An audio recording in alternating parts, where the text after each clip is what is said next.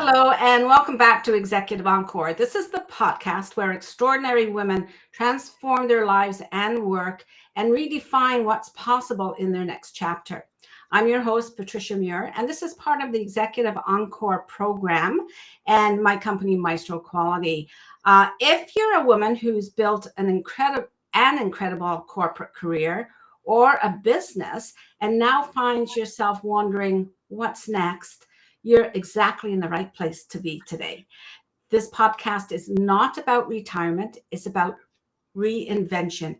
This is about taking everything that you have learned, every skill you've mastered, every connection you have made and built, and channeling it into something that aligns with who you are today and who you want to become tomorrow. Today, we're diving into the topic that touches every aspect of our transition journey, our relationship with money. Because let's be honest, whether we're considering a new career or launching a new business that we've dreamt about for years or exploring an entirely different path, our financial foundation shapes every decision that we make. If you're watching live on LinkedIn or YouTube and you'd like to add your comments, please do so, knowing that I will respond to your comments afterwards. I love to be very present with my guests. No distractions. I appreciate that. So I'm thrilled to welcome Tracey Lundell to Executive Encore today. Tracey is a senior investment advisor who believes that financial success stems from having a plan that is rooted in your core values. When was the last time you heard something like that? What I love about Tracey's approach is that she truly does believe that financial success starts with understanding who you are at your core.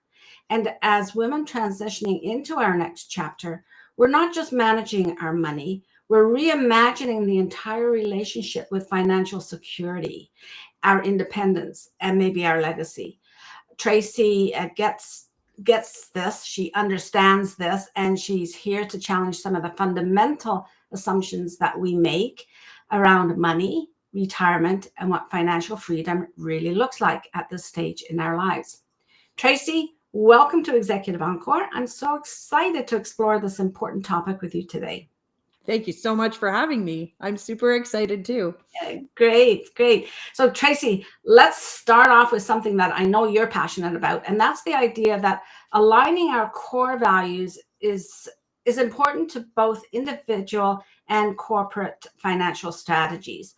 For many women in our community, we've spent decades making financial decisions based on traditional markers of success or what we thought we should do. As we enter this new phase, how do we begin to identify and honor our true values in our financial planning? I think the very first step is identifying what those core values are. I think some people have done that in their lives because it impacts more than just money. I think it just impacts your whole life, knowing what the core things are that drive you to make certain decisions. But understanding and knowing and identifying what those core values are, if you haven't done that before, it's a really good foundational starting point because it's a good touchstone for any decision you make, which jobs you take, which clients you take, if you're going to move or not move for career or for family. Like I think depending on what those core values are, like those are really good guideposts for making those decisions. And that doesn't stop with money. In fact, I think that when you make decisions about money that have kind of that values foundation underneath it, you're way more likely to achieve success in those outcomes because they are meaningful. They actually, it's not just I'm going to save money because I should, or I should put this much money away every month because I've been told that that's a good thing to do or I've read about it. It's just way more meaningful at that stage. And then the outcomes are actually going to be what you're looking for.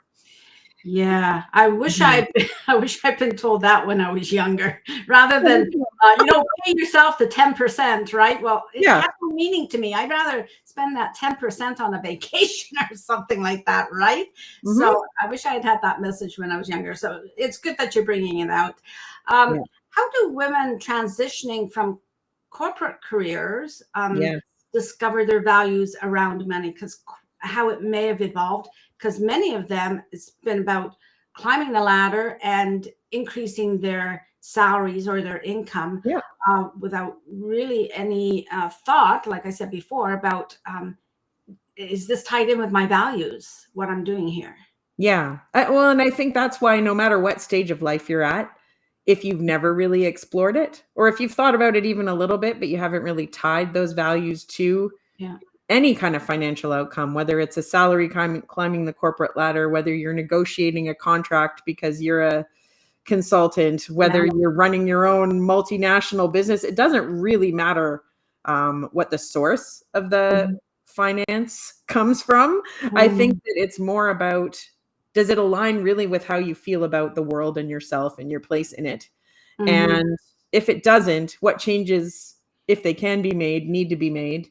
And I think that as people have climbed up the corporate ladder, especially if you have done that for most of your career and then you've taken this leap into entrepreneurship or leadership in a different way, I think that that is a really good time to explore it, because you really want to understand the kind of leadership that you want to be, either in your company or just out in the world if you're a consultant as well. Like, what messages do you want out there? What really aligns with how you feel about everything? Because you're way more likely to be financially successful if your messaging and your thoughts are aligning with what you're trying to deliver.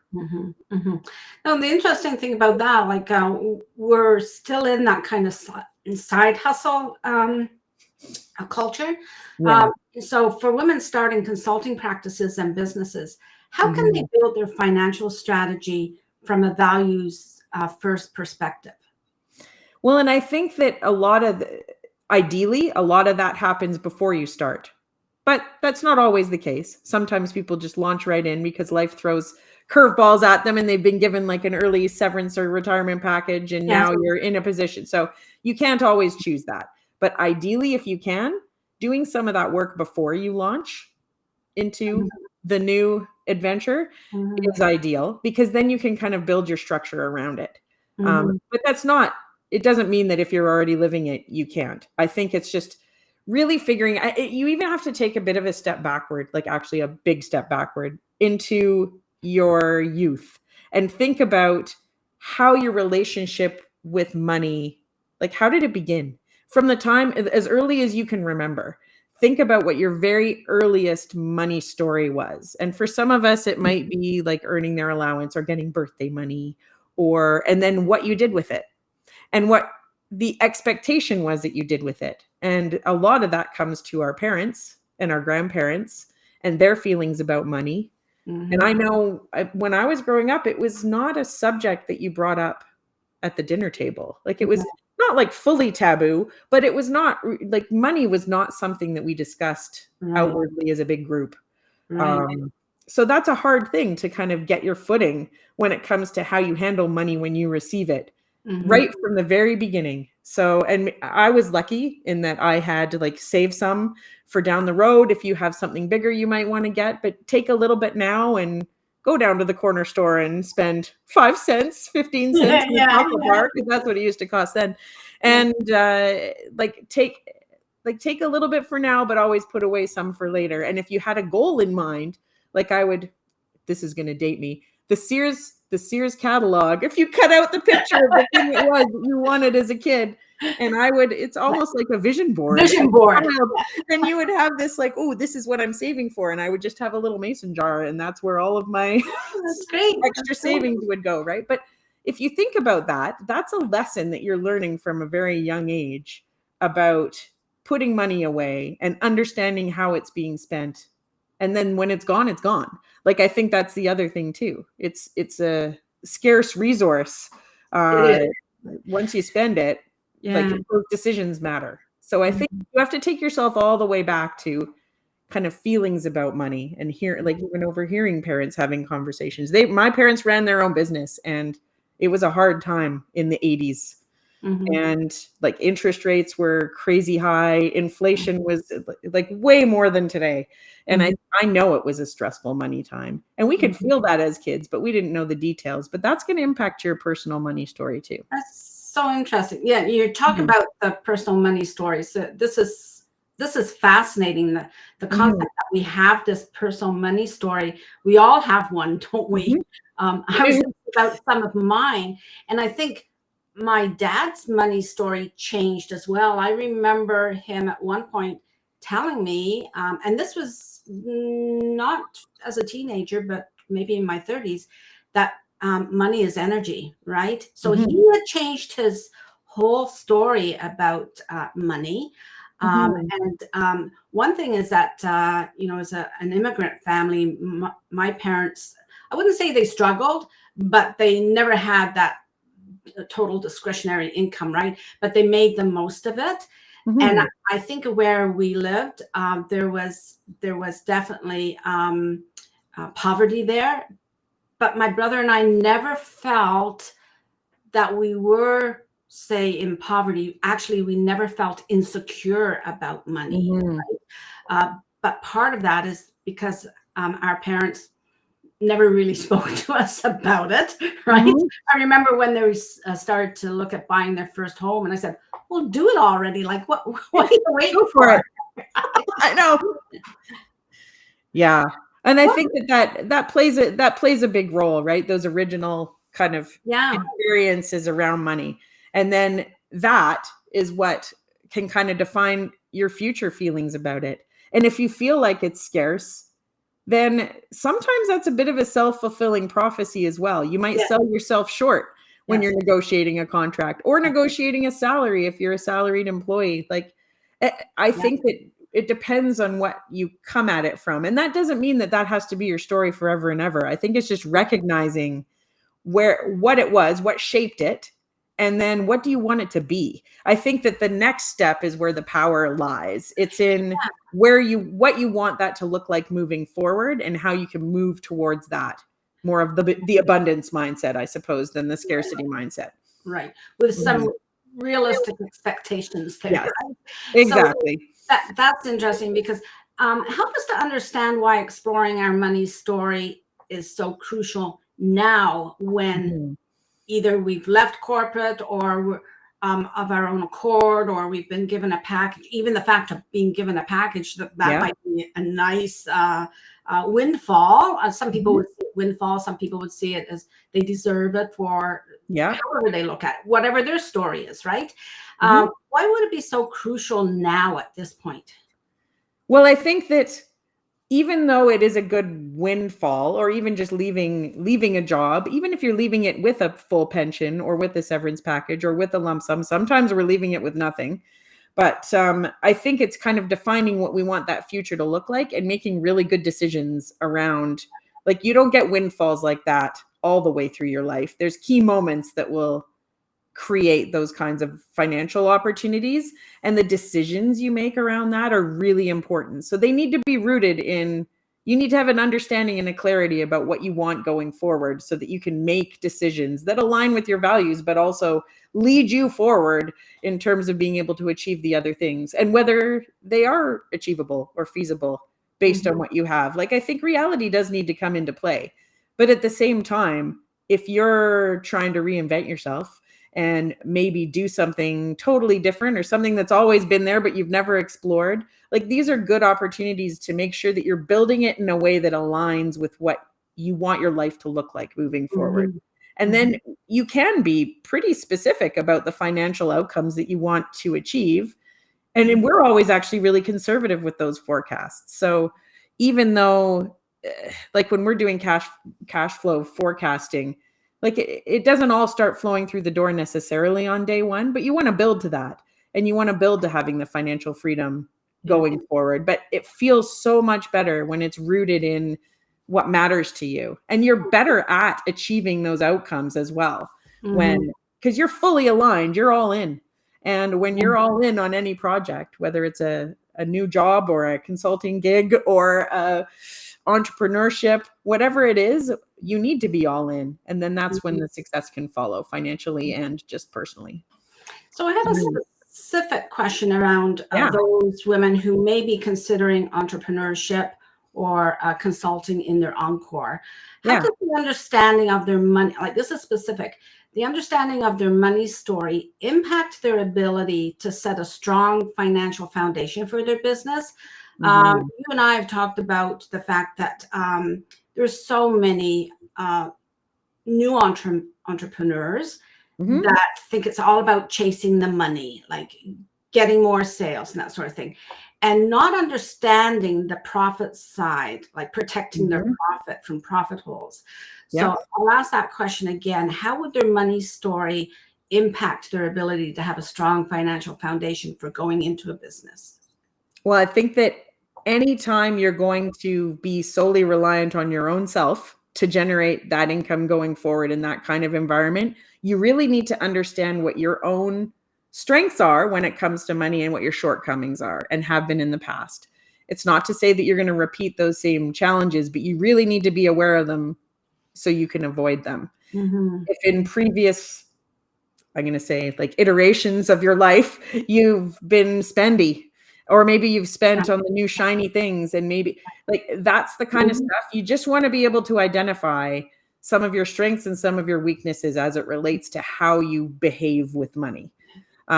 Because those are going to be really key to address in your own plan for your future self. Yeah, You don't want to fall into some of those same pitfalls as you may have in the past, because you're not going to have the same kind of safety net at the beginning anyways. that's right. And it's about mapping it out. Like, I know I take a lot of comfort in mapping out what I want it to look like. And when we started out our financial planning business, like more than a decade ago, if you look at our business plan then, it's what we're doing now. We weren't exactly executing on it a decade ago because we were just getting going, doing it independently. But Mm-hmm. that was always the goal in mind. And so now we're completely aligned with our original plan, and we were Mm-hmm. operating as if we were in that future state. But you have to be really aware of your own you have to map out the financial side so that Yeah. there aren't surprises. There always will be some surprises, but Yeah, um, yeah, mhm. that's interesting because it's like planning or envisioning your life the way you want it to be and then working towards it, right? Yeah. 'Cause I would Mhm. imagine some people can be blindsided, not even know what some of their Mhm. weaknesses are. And when they do say that their business does really well in the first couple of years, and we never know these days what's going to affect our business, right? Mhm. It could be like, whoa, I got all this. I heard a one where, that the revenues were a certain amount and they actually took half of their, and it was a good amount of revenues, half Mhm. of the amount into their personal income, not understanding that it was going to be taxed big time. Yes, Right. And so they don't understand that concept, that you want to protect that money from as much as you can from you taxes, do. because And you need to invest in yourself or your business a yeah, lot in the beginning part. yeah, And I mean, all the way through, to be quite honest, it just might not be the same percentage of revenue that you have a decade yeah, in that you had at the beginning. It's probably a much higher percentage at the beginning. So yeah, really understanding how, yeah, taxation is actually one of the big areas that we can make or break your financial future by being a tax efficient yeah. human. So, or Or having a really corporation. good Yeah. accountant and advisor. That's a tax accountant and advisor. Yeah. Mhm. You need Yeah. a team around you for the tax side, because my goodness, can that either derail or really like boost forward a plan? Yeah. Either Mhm. way, if you haven't paid what you're supposed to, that can be quite a penalty Yes. and that sort of thing. So, Yeah. Tracey, we're on to this bold statement now. I love that this statement's going to resonate with our listeners, and that you say retirement is an antiquated concept, right? That's quite a Mhm. mouthful as well. It Um, is. in a world where women are living longer, staying healthier, and frankly, have too much wisdom and energy to simply retire in the traditional sense, this perspective feels almost revolutionary. Tell us Mhm. what you mean by this and how it should reshape our financial planning. So, I mean, probably a couple things by it. So, first off, we don't all work for one company from the time we're 20 until we're 65 and cash in a big pension.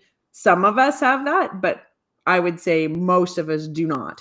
Mhm. So, in that particular world, previously, I think that like that's where the retirement concept came up. I'm going to work, and then when I'm 65, I'm going to cash into my big pension, and that's going to last me the whole rest of the time, and I'm good to go. And there's not a lot of thought that had to go into it. It's not like that anymore. No. Pension plans, even if you do have one, aren't the same as they were before.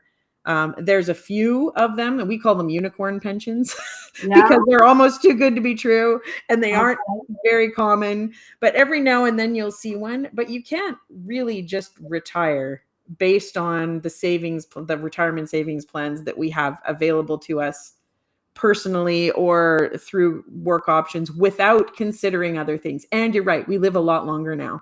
So if you're going to, and people don't necessarily want to just stop working anymore either.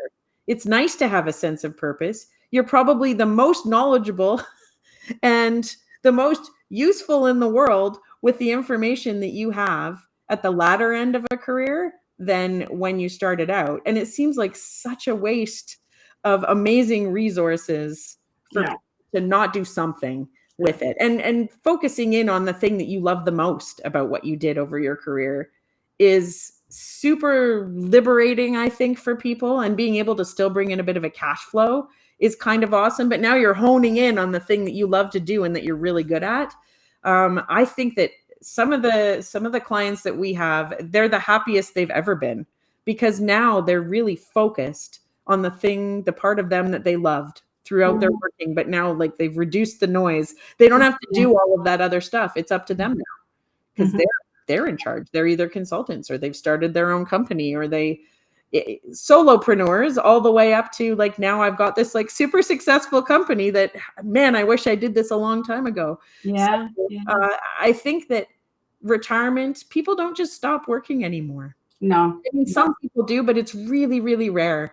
And first off, life is expensive. So I think there's a necessity piece to it as well to keep that cash flow going. But it just gives you more opportunities to take advantage of cool things when they come up, like travel or other things. Maybe you want a recreational property so a lot of people are achieving these goals later in life. And I think that it's exciting to see. So that's why I think it's an antiquated concept. I think that whole idea of just retiring and then like sitting on your nest egg rocket chair with your lemonade is not, I mean, if that's what you want, very cool. Like we could still try and plan for that. But most people are like, no, I've still got lots to do and lots to give. Yeah. There's still a lot of value in your wisdom that you can share. And, even though we're talking about money, it's not all about money, right? It's about what you, like my dad said, it's the energy. So what is your money doing for you? It's just the engine to help you achieve and do things that you want to do.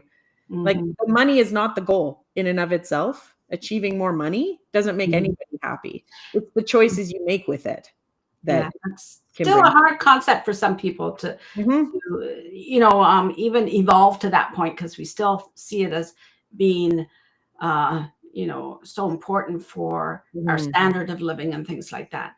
So for women who might have planned around a specific date, a retirement date, how can they reframe their financial strategy to support a more dynamic future rather than waiting to that end and then I've got this nest egg? Well, I think that there's actually a lot of power to be taken back by saying, what could I do now? Not don't put it off. It doesn't mean you have to quit your job and start something brand new, but why limit yourself to a date that's 8 years down the road or 5 years down the road and do things that you're not really loving right now? Maybe there's a way that you can be earning just as much and doing something different earlier than that. And then don't give yourself just this hard deadline. It is nice to have deadlines for planning. Like on the math side of our business, it is helpful to be able to map things out with certain dates. But locking yourself in can be tricky, because if something happens in life and it derails a plan for some reason, it can be depressing to say, oh man, I got to work for another 3 years. Or like, what is it I can do beyond these times that I just really want to do that can generate me some cash flow? So, and women make really good decision makers. We are good decision makers around money. So we make good choices. We're good stewards of money as well. We tend to be more philanthropic. And I know a lot of people in retirement tend to do more around that as well. So don't lock yourself into a date, although it is handy to have dates for planning, but I would pick more than one. Like here's my probable date, here's my earlier date, and here's what I would do if I could. And yeah. So maybe reframing that to milestones, right? Milestones, Yeah. Mhm. And you spoke there about, for younger women who are listening, Mhm. how they can plan for multiple chapters. That, like you said, they're Absolutely. probably just looking at that end date and saying, I have to have so much money for that end date. But there are other chapters of their life that Yep. obviously require some accumulation or some Every financial. chapter needs some Some, consideration yeah, financially because there are accumulation phases in our lives. There are decumulation, like where we need more things. We need a bigger home. We need a bigger car. And then suddenly you don't anymore. that's And right. so it flows, money flows back and forth depending on what we need in life. And then it gets more expensive again in the very end years of our life because it's health concerns are expensive and you want to plan for that too. But that doesn't have to be everything. It has to be a good balance of what you need for now and then planning for what's coming down the road, those other milestones, those other kind of cycles of life. Tracey, this has been a very interesting conversation. I can tell you my money story is I hate losing money. Well, It goes back to when I lost my first quarter. oh no. So, of course, Yeah. I'm not a gambler in any sense. Like, you can't get me in a casino if everyone's going, I'll sit outside. Thank you very much. I just Mhm. can't stand that tension around losing money. I Mhm. don't know what that says about me and what it says about what I'm doing now. But I guess losing the power of money, I guess maybe that's how I Mhm. look at it. Okay. Probably, yeah. Yeah, you definitely challenged us to think about going beyond the traditional financial planning and instead create strategies that honor our values, like who we Mhm. are, who we want to be in the future, even, Yeah. and our relationship with money. And your insights remind me that transition that we're going through, that we're navigating, isn't just about career change or settling for another path, like settling for sitting Mhm. on the porch. It's about a financial evolution. I think you brought up that this Yeah. is an evolution now, right? It's not retirement, it's a financial evolution, Yeah. or revolution. It's about taking control of your story and understanding where your blind spots might be, Mhm. aligning your resources with what you really value, and planning the future to continue to grow and contribute and thrive on our own terms. So, could you share with our audience one time in your life where you identified a real shift in your story about money? I actually think that my biggest shift was when we started our own independent financial planning firm, because then that's 100% relying on us. I'd spent 30 years in a big bank, and there's a lot Mhm, of comfort that can be had mhm, from a nice salary and all of the benefits and the perks that come along with that. And so that was a big adjustment. That was a big adjustment, and we had to have a lot of that thought and planning went in before we made the change. But it mhm. was a quantum shift Yeah. in going 30 years from earning a nice and doing that, climbing that corporate ladder and doing all of those things to progress in your career. But autonomy is one of my core values. And Okay. once I really came to terms with the fact that, you know what, I really do value Wow. autonomy. And that freedom was incredibly liberating when I took that step. Was it financially scary? Yes, for Mhm. sure. Of course it's financially scary to take that step into the unknown, but I think the planning really helps ease the stress. Gives you more confidence if you're like, yes, this is reasonable. I know I can do this. Mhm. Having confidence about your outcomes really Mhm. does help deliver it. But I would say that was my biggest shift because, like you, I was really wanting just that stable income. Well, I had to let that go at the beginning um, for another value, which was the autonomy piece. So I Yeah. think they all take different lead roles in your life depending on what stage you're at. Yeah. But that was my big moment. Yeah. Mm-hmm. Thank you, Tracey. That's great. And to our listeners, if you know of a woman who's wrestling with the same questions that Tracey has responded to, whether she's considering a transition in her career or launching a business or simply remaining reimagining what her future might look like, please Mm-hmm. share this episode with her. These conversations are too important for us to just keep to ourselves. Yeah. Links to Tracey's website and social media platforms will be in the show notes. But Tracey, at this point, is there anything that you would like to put out there as a call to action for the audience that's watching now? Yeah, for sure. I mean, one of the things that I believe very firmly that people just need an opportunity to at least get started or talk through some of their plans. So one of the things that I'm more than happy to do is to sit down, and I know it doesn't sound super sexy, but do a cash flow analysis just to kind of get that planning sorted so that you can actually move beyond the fear or the unknown and step into your new reality. So I am absolutely happy to do that for anybody who is interested. Just reach out. I know some people will say, "Ooh, budgeting. How's Not cash really flow?" budgeting. I was going to give you the opportunity to say, "How is this different than budgeting?" I Because a think bank would ask you to budget, they right? would. Well, and it's not like budgeting isn't important. I always call it a spending plan. A spending plan and a savings plan are good things to have. That's not really what I'm talking about with the cash flow planning. That's kind of mapping out what you want your future to look like. So really it's imagining what that's going to look like and really thinking about how you can generate it. So I would say it's more big picture than I, that, but you do get granular with the numbers on that sort of thing as I, well. So it's a little bit different, but of course your spending is going to influence it, but it's not a budget. That's certainly not fun. to our audience, reach out to Tracey if you're Mhm. interested in that cash flow analysis. Mhm. And don't forget to subscribe to Executive Encore wherever you listen to podcasts.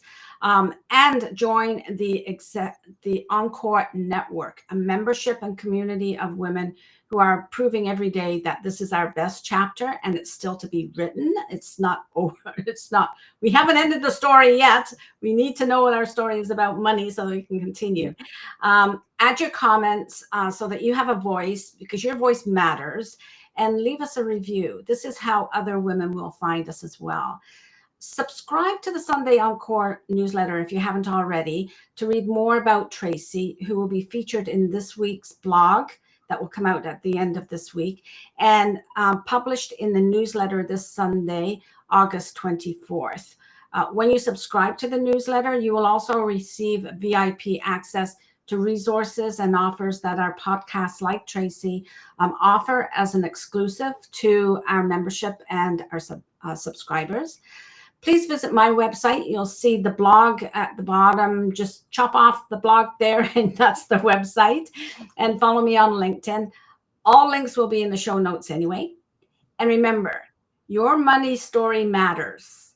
This is where your encore begins. This is where you start to live, work, and lead differently with a healthy mindset, and maybe a healthy mindset towards your money story and the self-trust that you built for yourself.